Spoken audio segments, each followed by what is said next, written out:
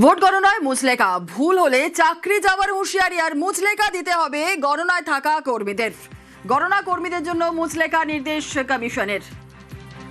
সোমরাজ রয়েছে আরো বিস্তারিত জানাবে। গণনা কর্মীদের জন্য মুচলেকার নির্দেশ কমিশনের। সোমরাজ, দেখো, একদমই গণনা নিয়ে সতর্ক এবার নির্বাচন কমিশন এবং রাজ্যের মুখ্য নির্বাচনী আধিকারিক মনোজ কুমার আগরওয়াল জানিয়েছেন আমাদের যে গণনায় থাকা কর্মীদের মুচলেকা দিতে হবে, অর্থাৎ যদি তারা কোনো ভুল করে থাকে সেই দায়িত্ব তাদেরই নিতে হবে।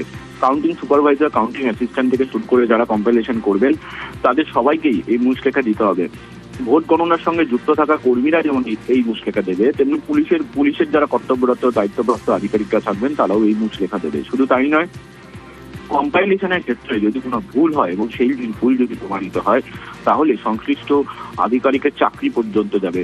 নির্বাচন কমিশন 311 নম্বর ধারা প্রয়োগ করবে। অর্থাৎ এবার ভোটের পর গণনা নিয়েও কড়া মনোভাব নির্বাচন কমিশনের। রাজ্যের মুখ্য নির্বাচনী আধিকারিক মনোজ কুমার আগরওয়াল আমাদের জানিয়েছেন যে যদি দেখা যায় কম্পাইলেশনে কোনো ভুল হয়েছে এবং তা যদি প্রমাণিত হয় তাহলে তাকে চাকরি থেকে বরখাস্ত করা হতে পারে বা বাধ্যতামূলক অবসর, অর্থাৎ 311 নম্বর ধারায় যা উল্লেখ করা হয়েছে। বেশ, ধন্যবাদ।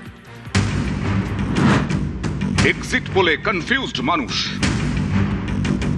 অপেক্ষায় 4 মে। কে হাসবেন শেষ হাসি? পরিবর্তন নাকি প্রত্যাবর্তন? কোন দিকে জনমত?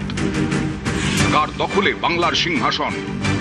প্রতি কাউন্টিং সেন্টার থেকে আপডেট, কে এগিয়ে কে পিছিয়ে, প্রতি কেন্দ্রের খুঁটিনাটি, ভোট কভারেজে এগিয়ে নিউজ 18 বাংলা। 4 মে সকাল 6টা থেকে